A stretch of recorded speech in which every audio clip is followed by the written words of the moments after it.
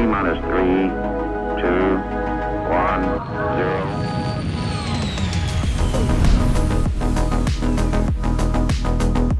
0. Hey folks, welcome back. I am your host, Space Tomato, and you are back for another episode of the Launch Sequence podcast. And folks, we've got an interesting topic for the day. You wouldn't think it, but Star Citizen's actually releasing 2 star systems in 1 year. And, you know, there are caveats in there, little asterisks here and there, but we all knew it was going really, to be. But, you know, kinda. Yeah, a little bit. I mean, let's be honest, Pyro, you can still fall through the floor. I don't know how complete you can call that, but it's a significantly different portion of the game. You're going through jump points. It's a big deal. So this year we are still going to get Nyx, and it's been announced that it's coming in November next month. There's a lot that has changed in this introduction. There's a lot that stayed the same, but ultimately it does look like it's trying to give a different experience from the rest of the game. So today I've brought in the Astropub, the AstroHistorian, the Salt, or the Spice Roller, Lorstradamus, Batman, Shelley, Berserker, all of them, all the names this guy has. All the names. Because we're going to talk about Nyx, what it's bringing to the game, how it's going to change it. You forgot the Berserker? Oh, just the. Remember? Yeah. Yeah.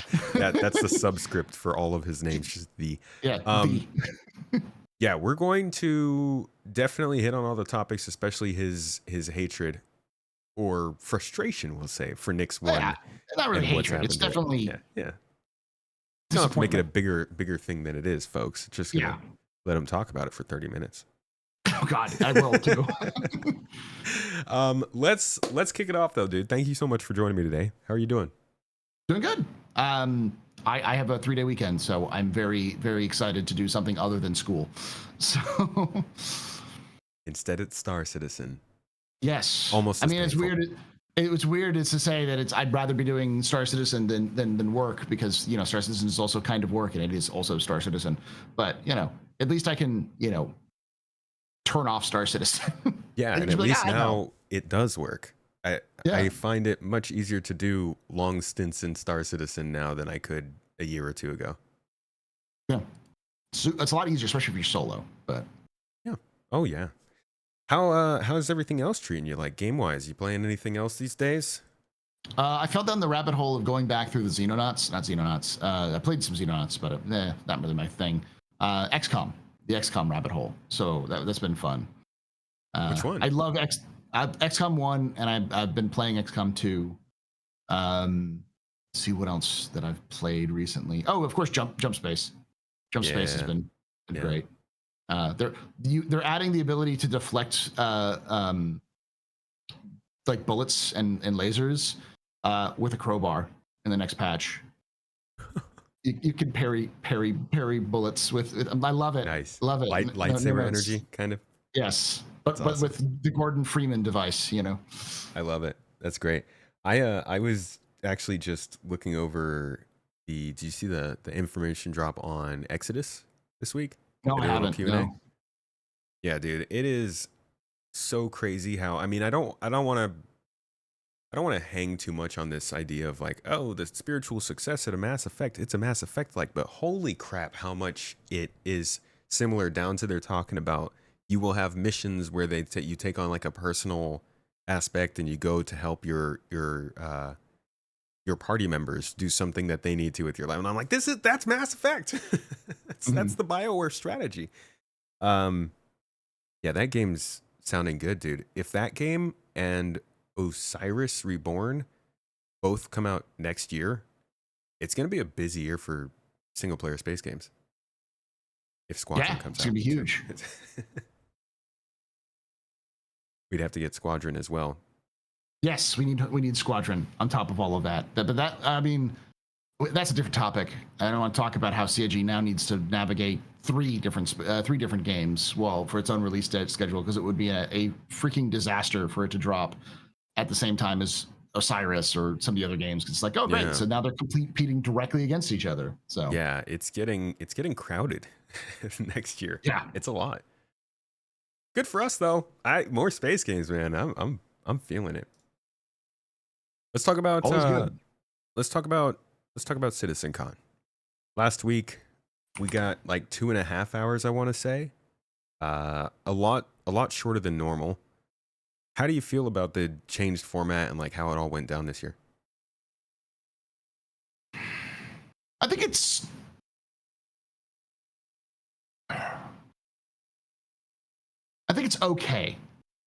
I don't think it was bad or good, but it was definitely.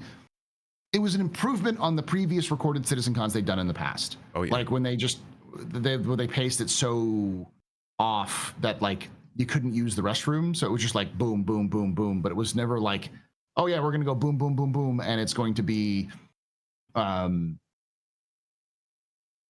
sort of like long drawn out explanation without much substance.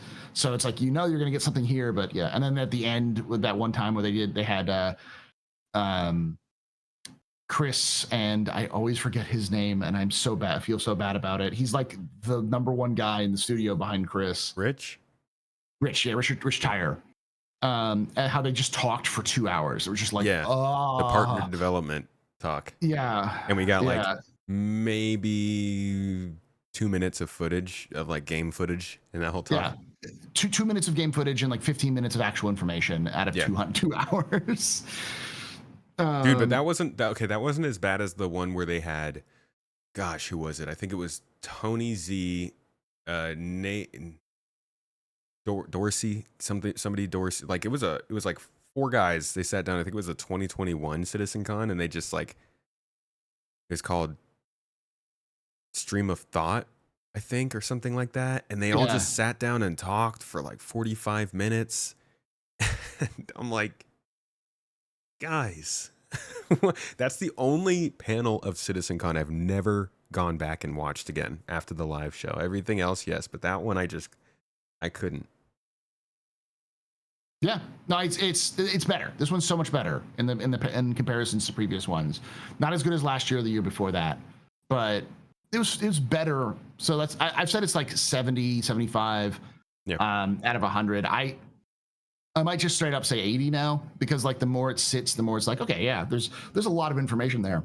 Yeah, it's hard to parse. So it's little tiny things like the like I was saying yesterday, like the whole hangar or the refuel and repair at spaceships at like the mentions of mining. There's like little nuggets in there that make it a little bit better, but it's so noticeable how it was lacking on features. It's just, there are so many features now that it's been maybe 3 years of basically hearing about a lot of the same features: scanning and radar engineering, quantum travel, the transport system, and it's like other features just are stacking up with them, and now everyone's like, okay, when are we playing with new stuff? Yeah. But I described it best for myself, I think, is just being whelmed. Like, it was a really good middling CitizenCon, but it felt a lot more believable than the other ones. Yeah. It felt grounded. It's a good sort of direction, and seeing like everything there seemed like it was good. We're going to see it next year, sort of thing. So yeah. How about like the reveals that we've gotten so far? We'll get into the specifics more now, but were there any highlights do you think really made the show feel better? The 2 things that are big ones was just Chris sort of casually saying that Nyx is coming in 4.4 in November. That was like at the very beginning. That just set the stage for what was going on. Yeah. And then the other one is was honestly Genesis, when they started showing off where they were Genesis. As much as I know a lot of people are like, well, I don't care about grass. I'm like, the grass makes makes everything. Like, that grass makes it look more believable. Yeah, the mountainsides help, but I'm like, I've never really seen mountains aren't difficult to make realistic in my opinion, in comparison. Like, you can do other methods. There's plenty of games that are okay visually where the mountains look fantastic. It's rocks.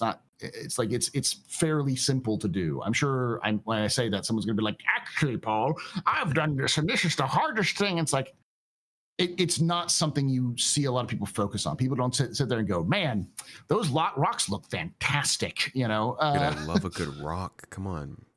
Why are you discriminating? But grass is almost always a difficult proposition. I've never You rarely see, like, you see some games that can do really good grass, but it's like they take different approaches and they look a little different. But like that grass looked perfect for what CIG is trying to pull off. It almost looked like, wow, like the whole thing with the reflections, everything. I'm like, oh, so CIG is going for photorealistic now. Is what it felt like. Dude. It felt like Crisis. Like finally, I was staring at a Crisis successor because that's kind of what it was. We made it. Only took 15 years. I never really.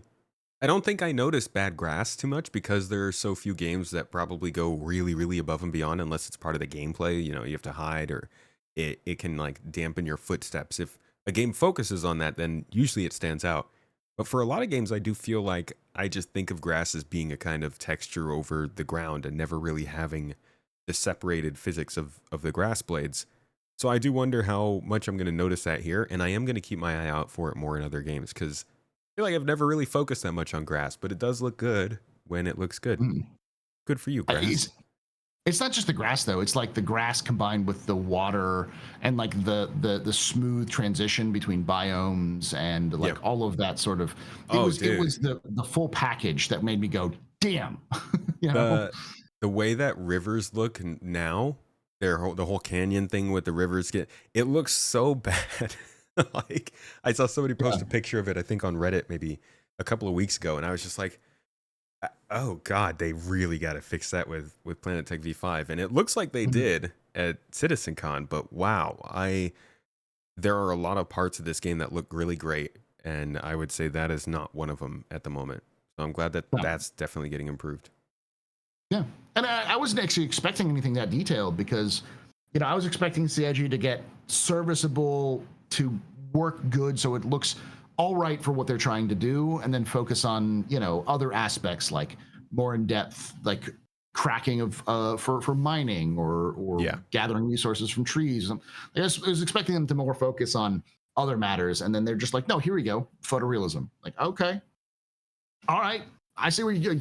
I was not aware of your game there, CIG. All right, I am now informed of what you were planning on doing. So when do you think they're going to release the lawnmower variant of the Raptor?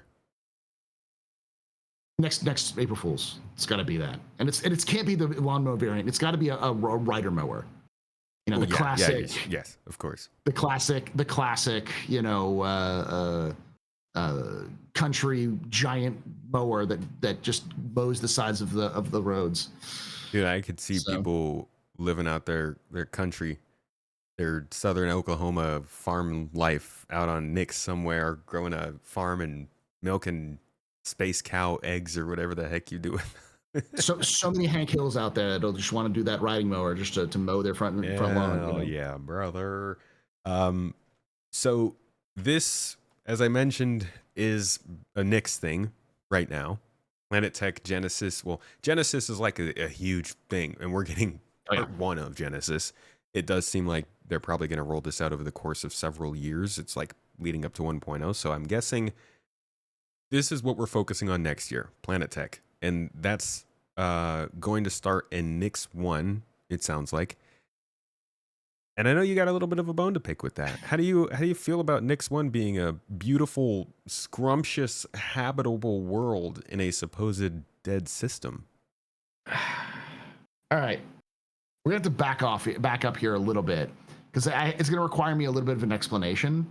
So I'm going to have to kind of explain what Nix is as a system, and then I can get to Nix 1, I think, a little bit. Because so the thing is that they explained it pretty well in the video. Like the very beginning of the video, they talked about how why Nix was discovered, how the People's Alliance came about, what's going on in Nix today, the pressure, all that kind of stuff. But the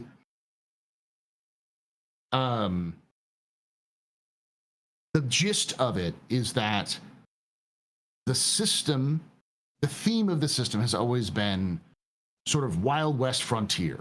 They even said like Levski is San Francisco and the Gold Rush. And as somebody who was raised in the San Francisco Bay Area, I know what they're talking about. It's the, you know, everyone's coming here, and so it's a wild place, but it's still like civilization. And it's the only real civilization you're going to get. Everywhere else is technically, protected. It's not like it's, Wild West, or not Wild West, but like a Mad Max hellscape. People still are being enforced. The laws are being enforced and such. It's just a lot harder to get help. And that theme is the thing that has made Nyx not only like CIG's own stories they want to tell based off of what they've talked about, but also the stories that they've talked about, they've done already in the lore, that kind of makes Nyx what it is. Like, Nyx was abandoned because it wasn't as valuable as it could be. The People's Alliance took it over, but because the system was pretty much barren and the People's Alliance wasn't really a threat, no one really took them seriously. So while they were escaping the Mezzer regime, because the Corson Mezzer at the time basically set out a big thing that's like, hey, if you're protesting, we're going to arrest you and throw you in jail without a trial. No more right to protest. And so the People's Alliance were basically like, well, this is a fascist dictatorship. We need to leave. And so they fled to Nyx as a means to protect themselves. And while they always were very open to that, they wanted to overthrow the Mezzers, they were such an inconvenient location that the Mezzers just left them alone because they never really spread out. And even when the anti-Mezzer revolutions were being planned and plotted, they were never really taken seriously. Like, there's a famous thing called the Bremen Beltway, where revolutionaries were smuggled out of the system if the UEE tried to kill them. Why am I blanking on his name? August Dunlow, the founder of Crusader.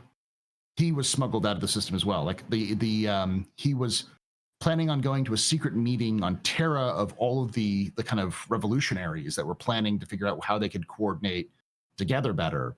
No one knew he was going to do it except for a handful of people, but he got sick the day before, and so he couldn't catch his flight, and then that flight mysteriously exploded. So the people were like, yeah, you're being targeted. The advocacy's trying to kill you. Maybe, but I was riding in a Paladin today that also mysteriously exploded out of nowhere. So it might have just been a glitch. You never know. Sorry, August. Oh God. So basically they funneled them through this Bremen Beltway. This is called the Revolutionary Road, where they would go to Bremen and they'd be put into given to a smuggler. They'd be put into cryostasis in a smuggler hold, and then the smugglers would then smuggle them out of Bremen through Nyx into Xi'an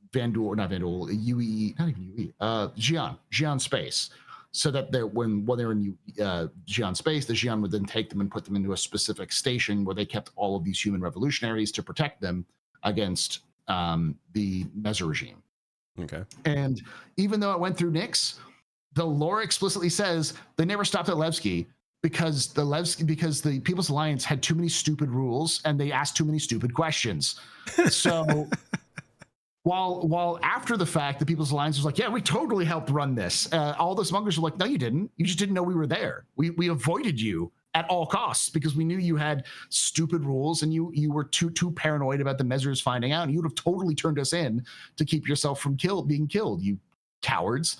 So, like, generally speaking, they were like half foot in, half foot out.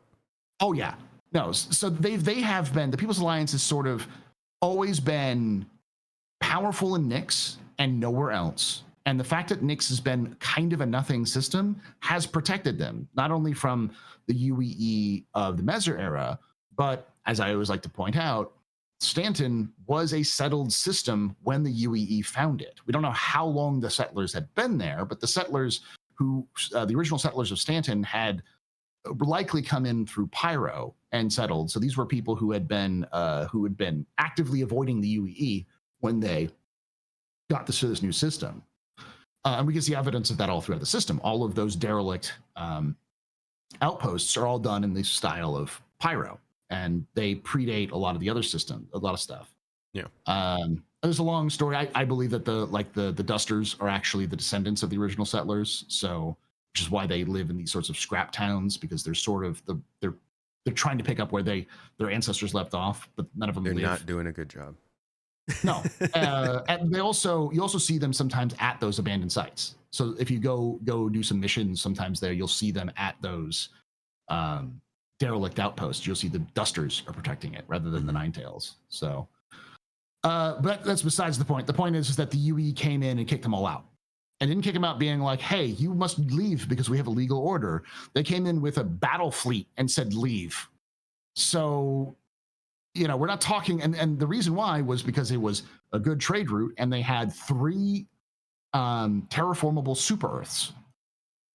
So just for the possibility of having a terraformable world, the UE goes to ethnic cleansing levels, like Trail of Tears stuff, just so they can get their hands on these worlds. Not great, folks. So yeah, so we're not talking we're talking about a universe where terraformed worlds are very valuable, and there are many cases of major conflicts being started because of terraforming. Like the entire First Tevarin War is fought because the Tevarin didn't have terraforming and they needed it to be able to expand.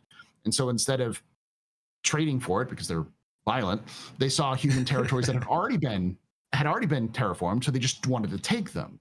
Our contact with the Xi'an happened because the demand for terraformed planets was so high that Gaia Planet Services bought the rights to the system and ran in there to start terraforming the system because of the potential habitable terraformable planet before informing the UEE, because they would rather ask for forgiveness than ask for permission, beg for forgiveness than ask for permission. And they didn't realize that it was already inhabited by the Xi'an, who were using it themselves as a test bed for how to terraform worlds. So the whole Xi'an Cold War comes from terraforming. So my point being is that a terraformed world is a big deal, and it has always been a big deal in the universe of Star Citizen. So with that being said, Nyx 1 makes no sense with that context. Because if Nyx 1 had been terraformable earlier on, and this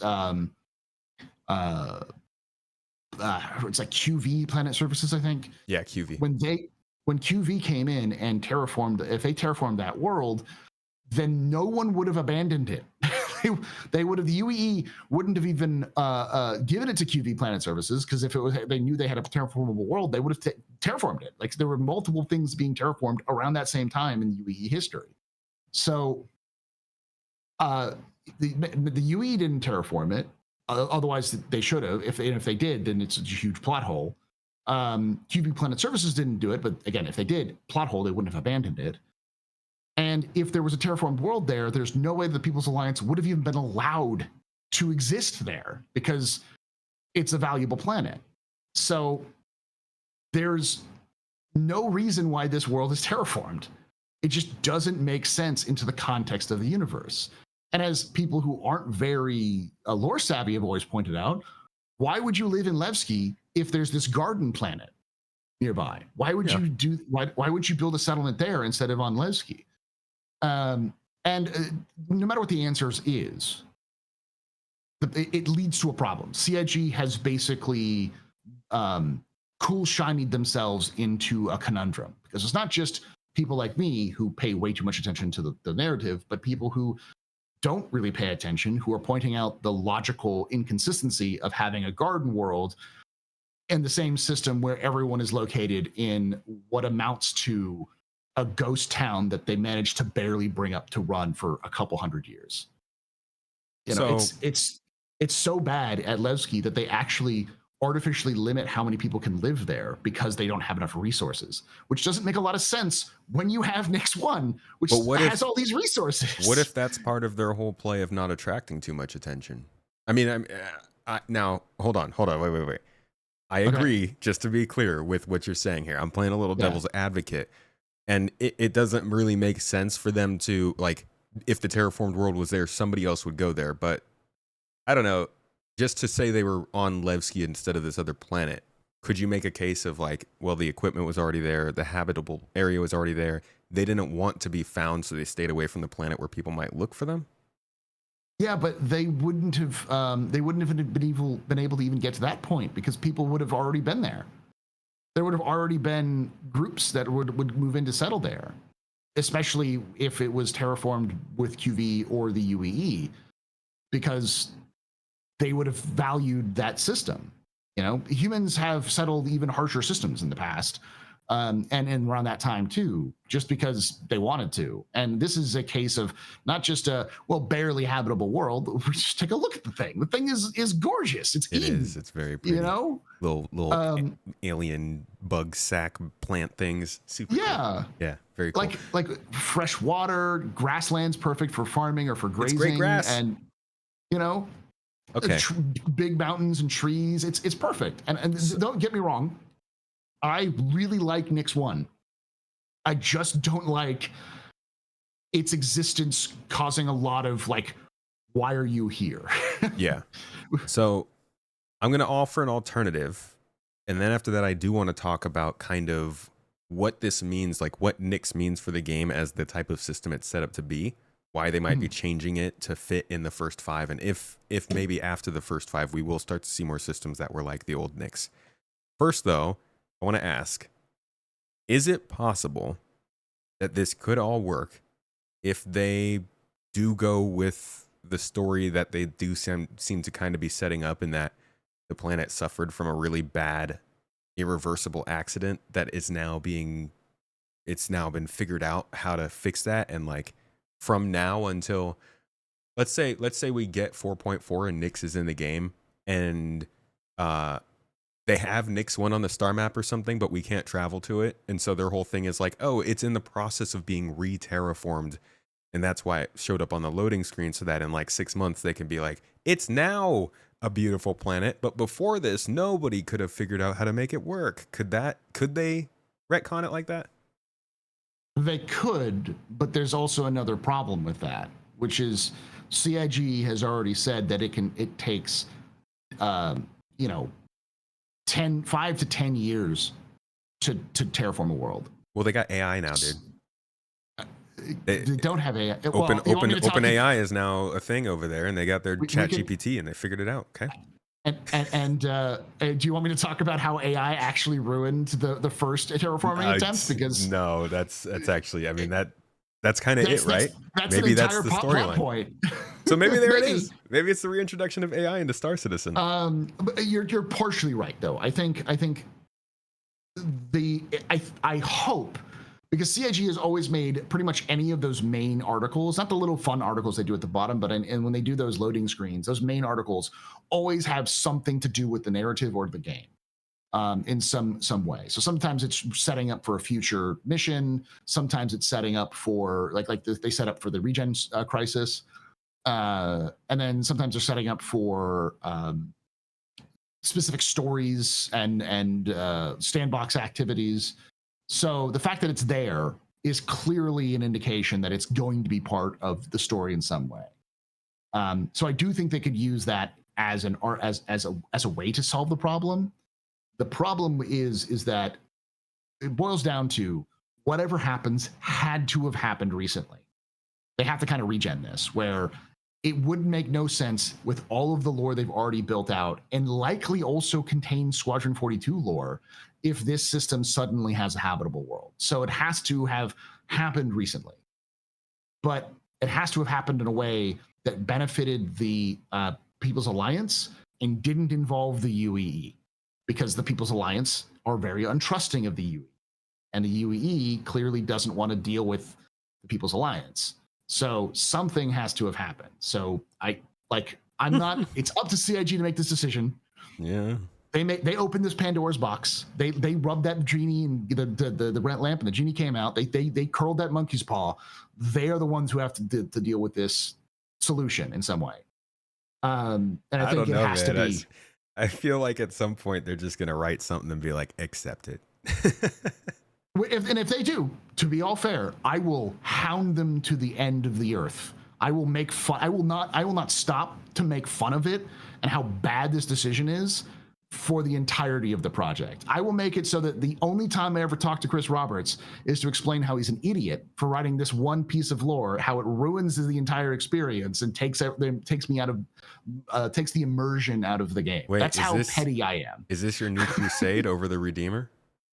Yeah, I mean, the Redeemer is not even like a crusade, other than I want him to fix it in terms of like make it make sense. Okay. But Okay. So this is number one. But I have enough faith in the writers and in CIG that they're gonna have to come up with some reason for it, and I do think they will. But I don't think it's going to be. I don't think it was planned. I don't think this was the plan going in, because clearly the narrative team, who had been planning for these story elements since early this year, were planning on the system being, and they even say it in that video, it's dead, it's empty, it's rugged and remote, which wouldn't have been a thing if there's a terraformed world there.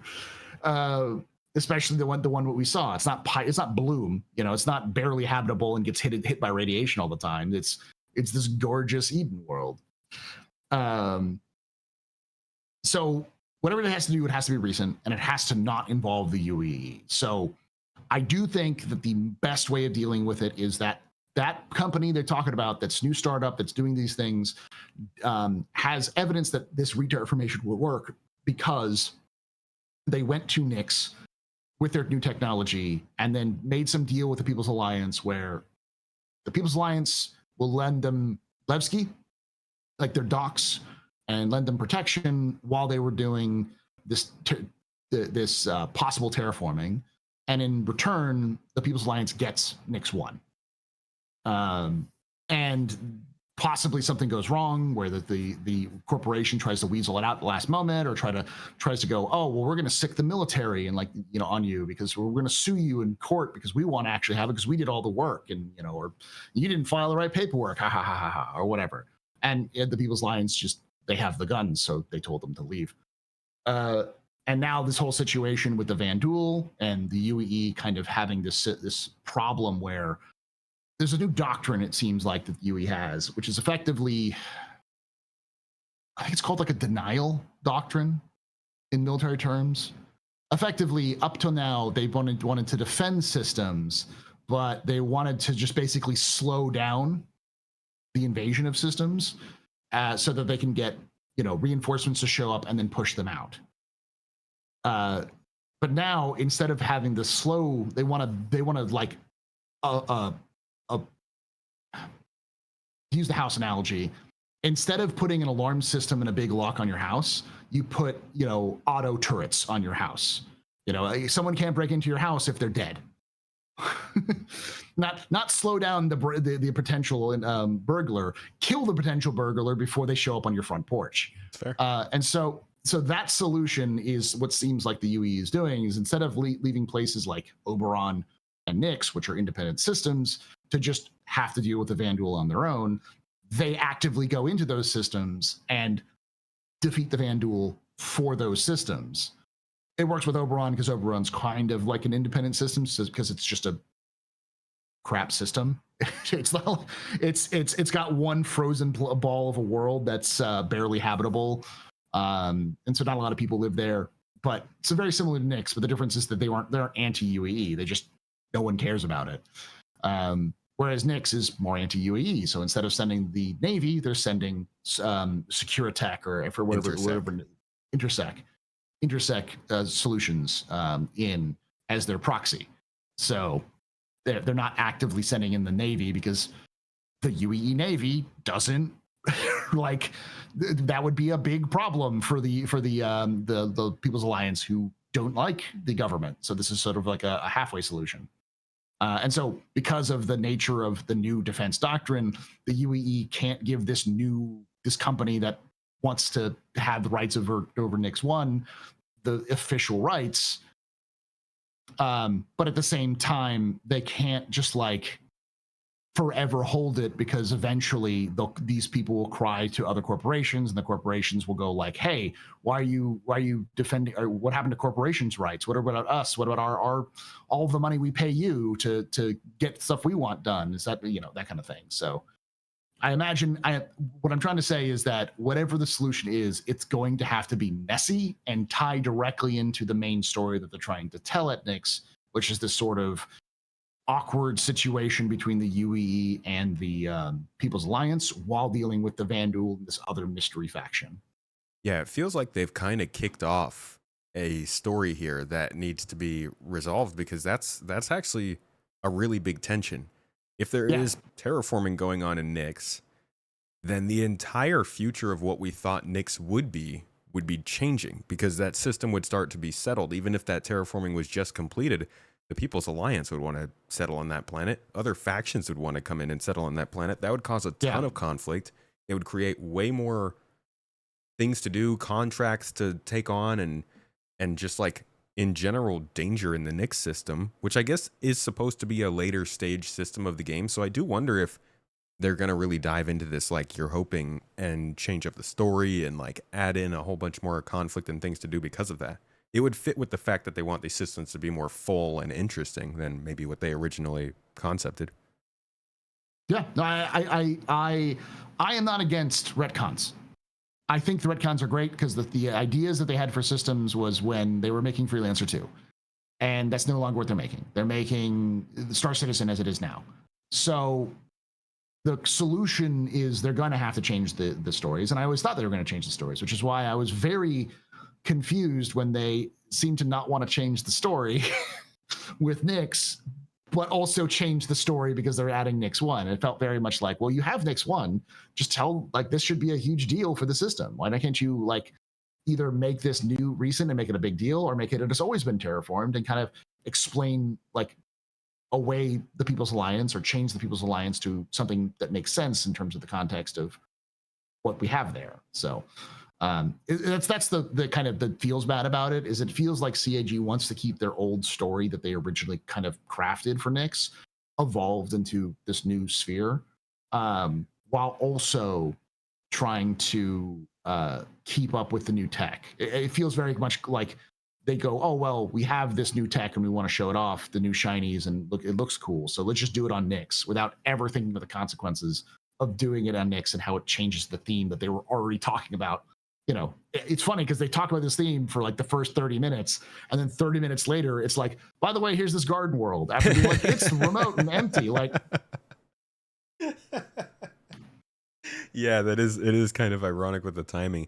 It's interesting that they're not, if they are going forward with this whole terraforming thing, they're not introducing that right now. It's almost like they want it to be a bit of a surprise, even though it was already on a loading screen. So we have this theory to run with. But we'll have to see. It's interesting. Without that, Nyx doesn't really make sense, actually. Yeah. Like, that's my point. It's like it just taking it in the vacuum. Everything they said at CitizenCon, not even taking like the old lore, just taking everything they said at CitizenCon, and then looking at Nyx 1 makes me go, someone's not talking. These people aren't talking to each other. No one knows what's going on. That which sounds is scary. familiar. It's scary because it's like we're heading towards 1.0 and these teams still aren't talking to each other. The management is making decisions without informing the people who need to make their game. Like, maybe maybe they got a little story up their sleeve that's coming out. Maybe that's my hope. That's my hope, is that, and I think no matter what, they have to have something, because if they leave it the way it is, it's just not going to work. Yeah. So let's talk about what Nyx then is supposed to be. So it is from what I've seen, and some of this information is based off of leaks and kind of supposed insider information, but Castra, Terra, and Stanton are our earlier game systems in 1.0. Nyx and Pyro are our later game systems. So Nyx is going to have another element of danger, probably of less services available to you, less population centers to take refuge at, things like that. But outside of that sort of idea, how do you think Nyx is going to treat players, or maybe introduce different game elements that we don't have as much of in Pyro or Stanton?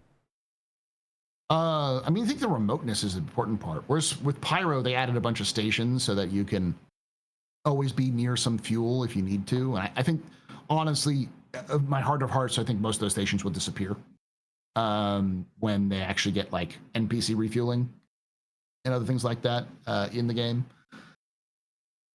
They feel like a temporary solution. There's no stations that we know of in the Nyx system other than Levski. And they kind of even hinted at that. It's like, it's the main stop. It's the only place you have. There might be a couple of stations scattered around, like they your said jump points and such. other social centers. But social is different from services. Yeah, social is like, faction centers, faction headquarters and such. But I don't think they'll have the whole system super developed with a bunch of infrastructure, because they kind of want the place to not only be wild, but they also want the place to be gold rush. So it needs to be wild. People need to be able to mine in that area, but they also need to be able to refine in that area. So either going back to Levski, or maybe even having player refining in the game by the time they start adding some of those details. Like long term, like end of the game sort of, a late game sort of thing, where like it's gonna be the place where you're gonna need to bring a wagon train, a logistics train to help you out. An Orion and a whole E. Yeah, kind of thing. And also clearly with Nyx 1, Nyx 1's there for base building. They're gonna make it.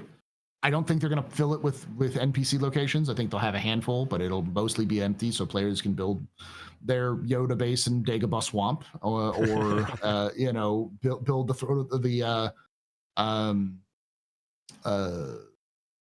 can't even think of the Skyrim reference, but build the keep on the top of the mountain. Yeah, so. I think that does make sense, and it kind of lines up with their development timeline. How do you think they're going to handle the law? Do you even think that reputation is going to make it like? That's probably the biggest reason that the game's not working right now. It's like security, law, reputation. None of it is doing anything. Yeah. No, I don't know. They seem to indicate that there is going to be law, but it's going to be enforced by Levski, by the People's Alliance. But there's no reference or even like locations that we know of for like prisons. So it may be a situation where you have frontier justice, where you just get shot and sent away, like you can't regen back there or whatever. But there's no reputation as far as we know, and that's a completely different conversation. Whereas like reputation is gone, so we don't know what reputation system is going to be. It seems like CIG is oversimplifying the reputation system, so it just kind of sucks. But like it's going to, I think Nyx is going to need some sort of reputation to not just prevent it from being a grief for paradise, but make it be more realistic in terms of its theme, which is it's not pyro, but it's still wild. So less everyone for themselves and more don't piss off the marshal kind of thing. Yeah, it's gonna be they have to thread the needle here. They can't start making all these different systems feel the same way. If you murder someone in Stanton, it has to feel different than if you murder someone in Pyro or in Nyx. And there's a lot of nuance you need there. And the game's not really that capable of nuance just yet. So I'm wondering if that's something, because they don't talk about it. Doesn't show up in the monthly reports. Hasn't shown up at CitizenCon. There hasn't been an ISC on it. I think it's on the progress tracker, but it's way out of date. So at this point, it's kind of like a very, very big blind spot as to how the game's even going to work. It's all of this Star Citizen 1.0 talk, but they still have not shown us a clear path in terms of reputation. Yeah. I'm going to echo all of that. I am very frustrated with their lack of reputation. Fix it, Paul. Come up with the answer. I will come up with the answer, but the answer is pay me $2.5 million. Oh, is that all? Yeah. Just like me, because apparently I solved the problem. So don't they already pay you that much, dude? Isn't that like you get a paycheck from them and stuff, right? Man, I don't get shit. I ain't found shit. All right, like there's nothing here. Let's talk about. Do I look like Salty Mike? I'm sorry, Salty Mike CIG. Oh no, perpetuating the joke ongoing. Of course. Let's talk about the different parts of Nyx, starting with maybe the most interesting to a lot of people. The instanced locations underneath Levski. They've moved them from ArcCorp. We now have the municipal works under Levski.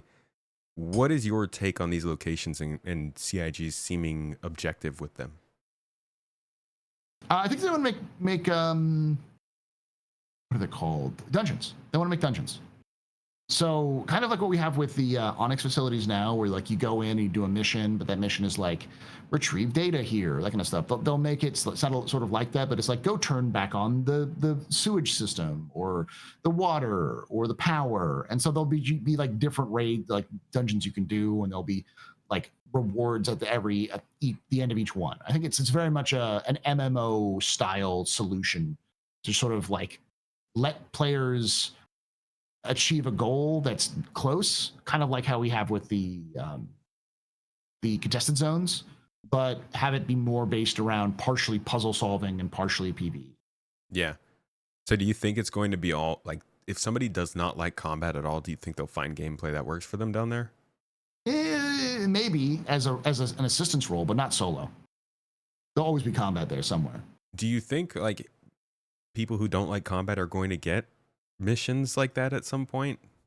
Just not necessarily cargo hauling, mining, or salvaging, but like just interesting puzzles, platforming, action, adventure kind of stuff maybe you'd see in like a Tomb Raider or a Uncharted game? Maybe not Tomb Raider or Uncharted, but the CIG is heavily influenced by Half-Life. So I could see something in the vein of Half-Life. So, you know. Yeah, I hope they get that soon, man. Yeah, I mean, I don't think it's soon. Honestly, I think that's a back burner sort of solution. Gross. They need to have a lot more features. I know. Gross, Paul. I am here to down all your dreams, to splash reality on people, to be like it. We don't know how long it's going to take for these features, and a lot of that stuff is going to be locked behind features. So. Yeah, that's the safest bet after a CitizenCon like this. Just look at the content that they're talking about, which is, I need to go back through that segment with the municipal works because most of what I know about it is from what they showed at 2024. Or, yeah, 2024, yeah. I think that was, yeah. So I don't know. I mean, I think engineering stuff down there and some combat stuff would be interesting, but this really feels like a way for them to give people gameplay where they don't have to fly spaceships. Do you think that's a goal for CIG? They want to make it so that people don't have to actually fly spaceships to play this game?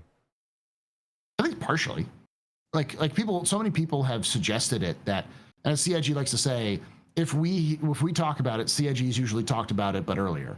And there's so many people who make this game who were fans before making this game that like, yeah, we've been talking about this for years, about having a no starter ship, package so that people can go and just do FPS stuff. So yeah, I think CIG wants to have a diverse amount of stuff, and one of those is going to be you don't need a ship to go complete this action. So, and how do you feel about? We kind of talked about this actually yesterday on Beyond the Verse. How do you feel about the instancing tech being applied? Do you think that they could go too far with it?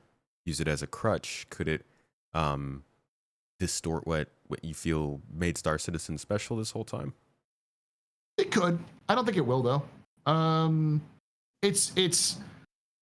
It's a solution to a problem that CIG has created, which is that they do not seem to be, at least right now, capable of building sandbox activities which are built around the reality of the game, which is every single person in your shard could show up at your location and then, mess with you. Hathor is a great example of that. So because they currently lack the skill or the experience to do that, and they still want to tell interesting stories, they're using the instancing as a way of solving that problem, and so that they can build an experience that 4 people, 10 people, 40 people can do, and it's built around that number, so they can control the experience more, like have greater control over the experience to make it more enjoyable. And the challenge is even, because you don't want people showing up at like, what's the current one? Stormbreaker, and just like being able to sneak in an Idris and just laser the worm down in 5 seconds and be like, we're done. So do you think that they might depend too heavily on that and then not figure out how to do the sandbox activities correctly? No, I think they will, but I think that they're going to, from what we've heard about their road to 1.0, is the sandbox activities are going to be mostly in the hands of the players, not CIG themselves. They're going to give us the tools to build the bases, which will encourage the warfare and all that sort of thing. So this feels like CIG is sort of waiting for those tools to be created so that they can figure out the best way of encouraging that sort of gameplay, rather than try to force it without any of the tools available. So to answer the question, no, but also yes. I don't think it's something that's going to appear overnight, but it will be something that's going to take, but it will happen and just take some time. It's just their newest tech, and so they're playing with it. Yeah. I'm interested on the timeline of that, of a lot of this stuff, really. I heard a couple numbers thrown out, like first 6 months of the year and stuff like that. So I wonder what their goal is. I think when they said they wanted to have the worm, the Apex, the sandworm, in the game, I think it was CitizenCon 2023. They said they wanted it to be in the game within 18 months. Do you remember how long that took? It came in the game with Stormbreaker, right? With 4.2? Yeah, 4.2. So that'd be July. Yeah. But you also got to remember that, like, yeah, we're going to also do monster hunting within the next 12 to 18 months. And we got the worm. Yeah. You know, like, what were showed was like this sort of, oh, it's going to be a world boss where you go out into the sandbox and fight it. And it's like, no, you only fight the worm here. Yeah. In this very closed off really. location. Doesn't move really. And the same thing with like the rain. It's like we expected the rain to like move with pattern. No, it's just always raining here. You know, it always rains in Lorville, for instance. Yeah. Like it was a test of those things. So yes, do we look at then what they're saying about this stuff this year, and do you think that it will be delivered in that same way that we were being shown?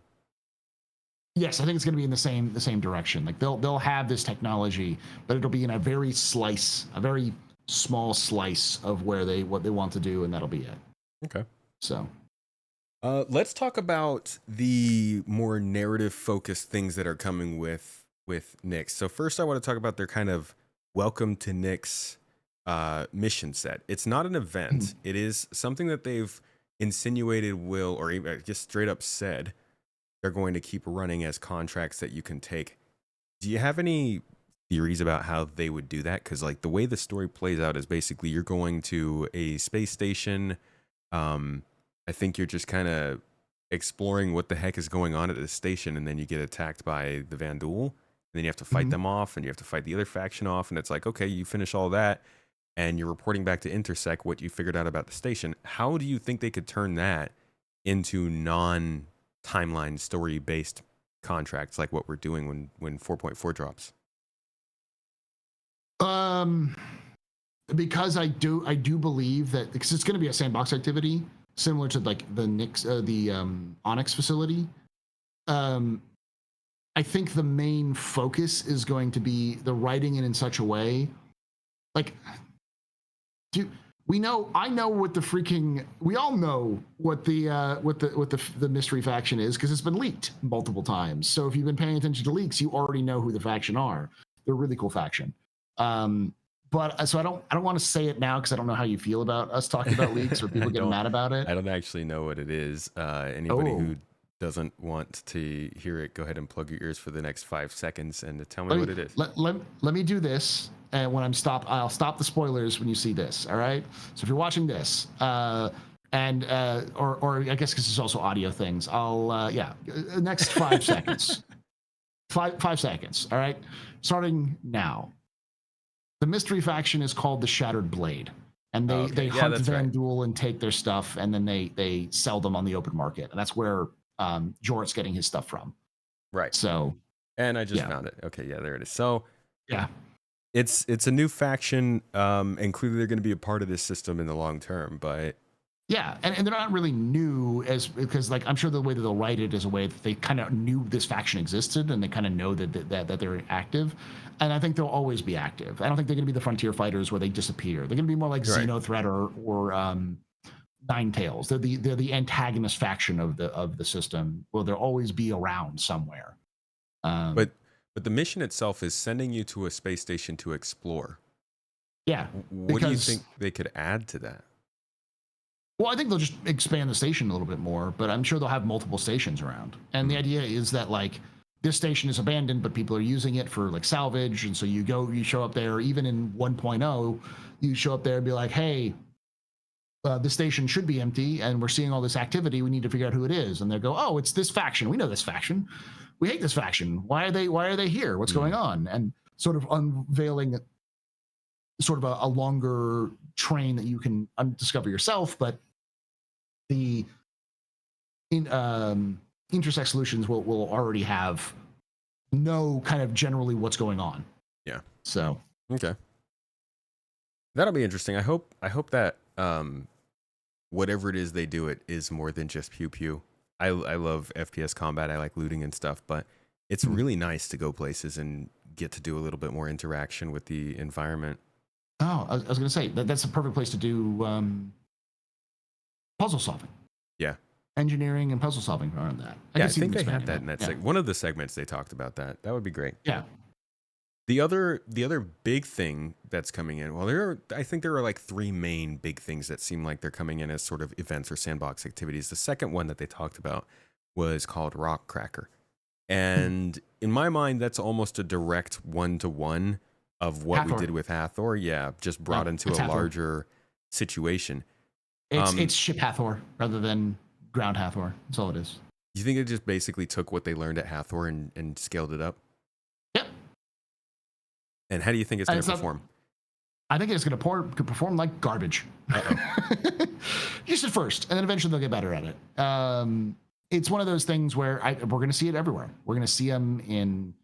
We'll probably see that being added to Pyro in some way, shape, or form in a new, unique way. We'll probably see the same thing happening in Terra and Castra as well. Like this sort of use big laser to acquire location is going to be a consistent theme, or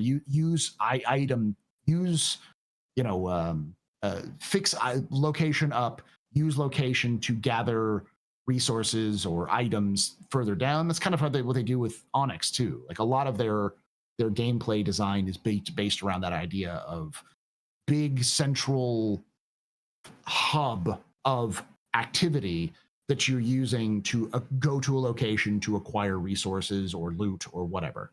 So just do it with different variables, and it's different every time, different systems.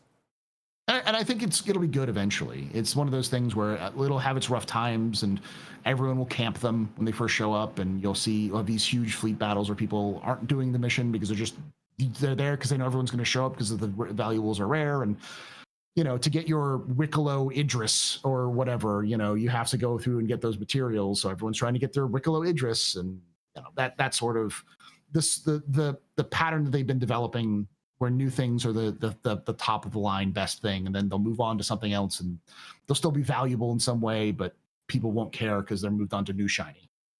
So what I would hope we could see happen with these is a lot of how this works is going to be how they place them in the game.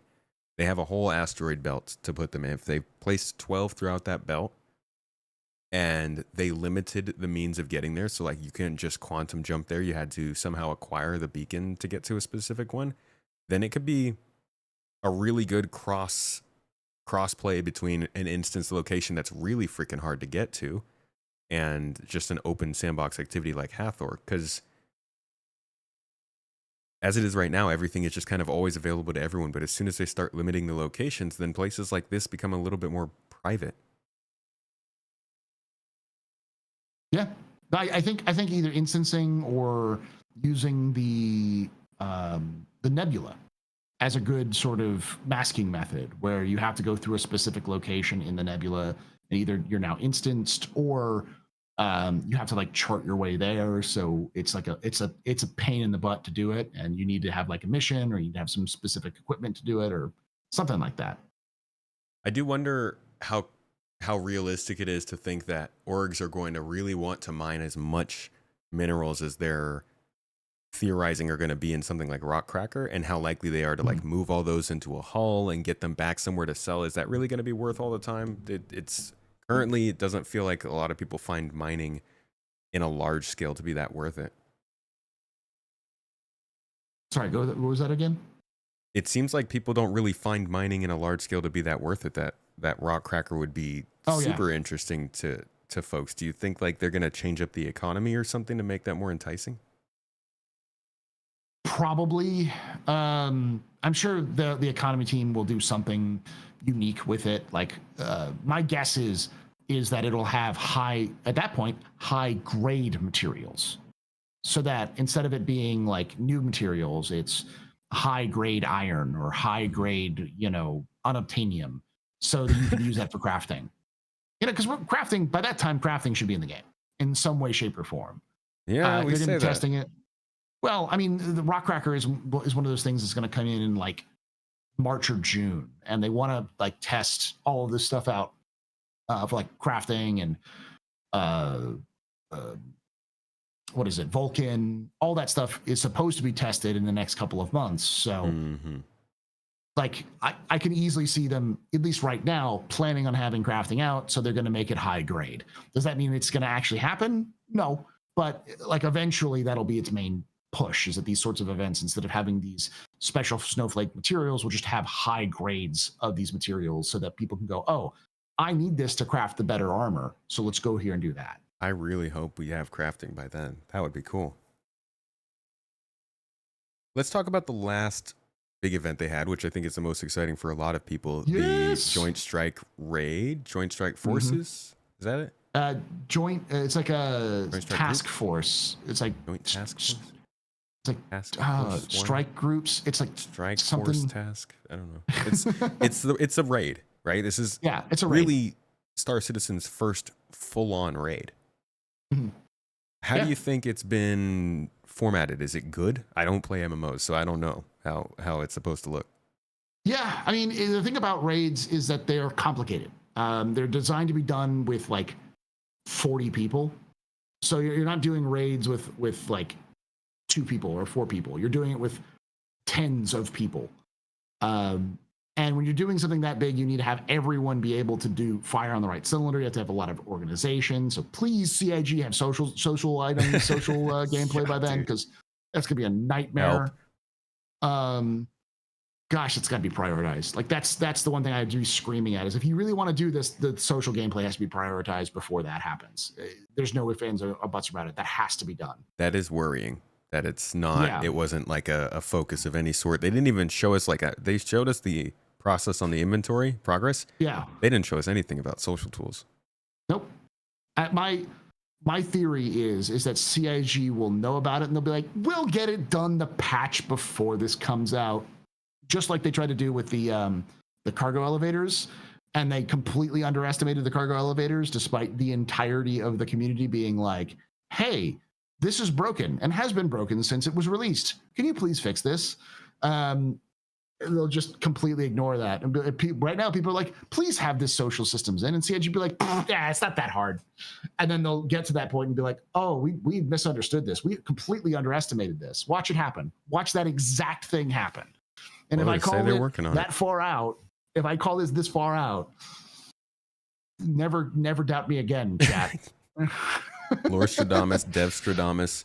They say they're working on it, and I really do hope so, because it looks impressive. Needing to my favorite part is the dropships. Needing to take dropships onto a space station to board it is such a cool thing to me. It's so Battlefront, like I was saying last night. Oh yeah. So does it feel like for a space game this is formatted well? Like it's gonna really stretch people's capabilities and flex the game's strengths? I think there's a lot of conditions that needs to be met. Like the NPCs have to feel difficult. The anti-capital ship guns need to feel dangerous, but fair. The flying needs to feel skilled. Like the trench run needs to feel like it's a skill check, not just a like mild inconvenience while you're flying. So there needs to be some dangers there. Like there's a lot of caveats of like how they need to balance it. I think the structure that they have it is good, but it's not perfect yet. You'd have to see it and see how it balances out. But I do like what they have. especially with the idea that pretty much every type of ship has a purpose. You've got scouts, interceptors, fighters, bombers, missile boats, capital ships, The drop ships. boarding The drop craft. ships. drop ships. Yeah. My only hope is that in that process you also have a this is going to be vehicles, or maybe, I don't know, Titan suits that you have to fight, so you can drop your own Titan suits in and have mech battles on the deck of the space station. Something like with like a gigantic xenomorph. Yes, that would work as well. Some other things going on. I think the biggest crux for me though is, how do the Vanduul feel? How will the Vanduul feel in terms of fighting them in waves, and that big capital ship at the end sort of thing? That's going to be, and of course the last thing, like, what do we get out of it? Like, what's the purpose of doing this raid unless we get something valuable that's worth probably 4 hours it's going to take to run the whole thing? Yeah, I'm excited for it. The Vanduul did not feel as scary in Squadron 42 as I had hoped. I'm hoping they upped it a little bit and they bring it to the PU as well. Yeah, I think that's hope for me too. So, all right. So overall, there's a lot of interesting things coming in next. We didn't actually cover it all today, but I just kind of wanted to hit the main big beats. But I do want to ask if there's anything in particular that you feel like excites you about this new system, or if it just feels sort of like just a new system coming in. I'm an old head, so Levski is home. I'm excited for Levski, and I'm excited for the system in the sense that if they stick to the theme that they've been talking about, that it's a remote, rugged frontier system far away from the supports that you need to survive. If that's the actual theme, they actually stick to that, I think it'll be a fantastic place for people who want to explore, for people who want to build, and for people who want to get away. Because it's supposed to be dangerous, but not suicidal to be there. And I'm really excited about that sort of theme being in Star Citizen. Finally, a system that feels like the edge of the frontier instead of, hell itself or corporate Vegas. Yeah, they really focused on like pushing the danger of pyro, and then you get into pyro and you're like, this is not that bad. But No. The way that they've always made it sound like it's definitely a lot more intense than what they've shown Nyx to be. So I hope it stands out to people like that. Yeah. All right, man. That about wraps everything I think I wanted to talk about. Thank you so much for joining me for this one. Thank you everybody for listening along. If you're still here, drop a comment down below. What are you most excited for with Nyx? And before you go, do you think Nyx 1 makes sense? Everybody just say yes. I want to hear that conversation down there. Paul, you're dumb. It makes tons of sense. Please, before you guys go though, listen to what my friend has to say about where you can find more of his content. Twitch.tv/TheAstroPub, YouTube.com/TheAstroPub Live if you want to see me play the video game and other games and talk about the game and all that sort of thing. And if you want to hear me talk with people like Space Tomato here and other folks who do and stream and play Star Citizen, I have the Captain's Table Podcast, YouTube.com/The Captain's Table Podcast, and on Spotify to find all of that. And lastly, if you want to hear me rant and rave about lore, I've got a bunch of stuff that's coming up. I have written a video that is an hour and like 20 minutes long on the Hurstons, the complete history of the Hurstons, the Hurston dynamics and the Hurston family, which is great. I love it. I love the Hurstons. They're so petty. I love them.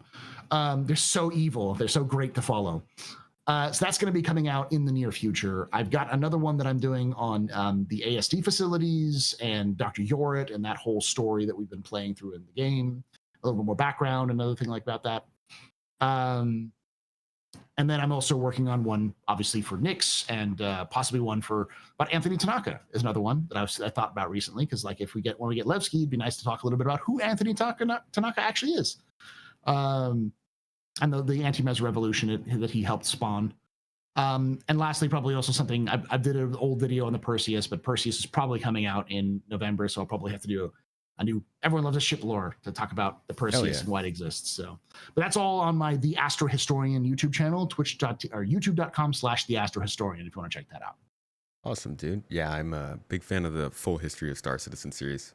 Yeah, it's part 4. I watch it a lot. Part 5 is done. Yeah, my plan is still to put that into a compilation to make it just all of those first group that I've done and put it in called the Golden Age.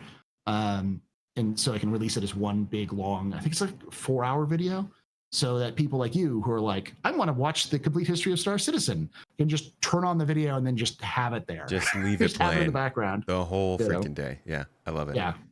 All right, man. Well, thank you so much again for joining me for this. I hope you guys enjoyed this talk, made you get a little bit more excited or maybe frustrated about Nyx. Either way, the fact that it's coming next month, I think, surprised everybody, especially if it wasn't in the leaks. It would have hit us all, I think, by surprise. But it's good to see. And even though it's not coming in complete, I don't have any problem with not having the planets at first. We talked about this yesterday, but I think it's still going to be an interesting change to the game, and they have the opportunity to make it feel a lot different. Yeah, the planets are really second. Like, I don't think they really matter for the system. Like you can do all the themes and all the feels of the system just with the Glacium Ring, which they're adding. So I'm excited. I'm excited to see what they bring and what they pull out over time. So. I'm really hopeful that Recco Pataglia comes in right on the 4.4. Well, she's not coming in 4.4 is what I've heard, but she's coming in shortly after that. That'd be great. You saw that I mentioned in the monthly report that they're trying to bring her back. So she's the one of the main ones. So cool. All right then. Thank you everybody again for listening. As you can always imagine, we're available on all your audio platforms if you like them: Apple, Pocket Casts, Google Podcasts, Spotify, of course, that one. And if you like us on YouTube, that's where our pretty faces are. So we're always happy to see you come back and watch. Either way, hope you enjoyed this one. Thank you for coming to watch the Launch Sequence podcast, and I will see you all next week.